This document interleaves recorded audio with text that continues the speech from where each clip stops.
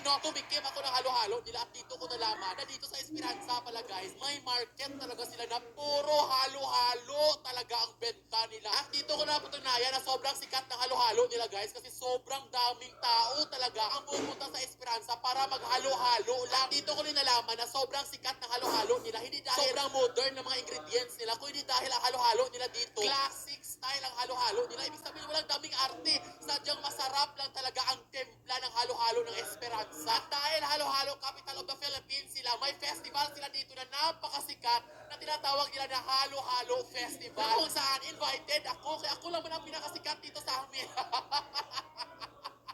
Alam ka sino ba i-invite nila? At yung personal ko nakita ko paano nila gina-celebrate ang Halo-Halo Festival nila. Sobrang ganda ng design nila. May mga sayawan pa sila dito. At dahil first time ko nakita ng personal ko paano nila gina-celebrate ang Halo-Halo Festival nila, na-enjoy talaga ako at namangha ako sa mga sayawan nila.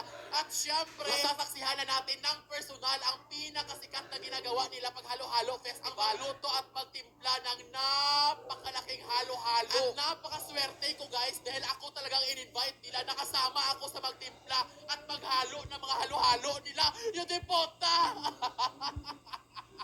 So ayan guys, first time ko talaga na-experience sa buong buhay ko na nagtimpla ako at naghalo ako ng halo-halo. Isang napakalaking kalaha talaga siya.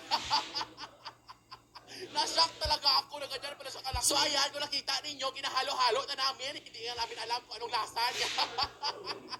Basta ang alam namin, nilagyan namin ng mga ingredients.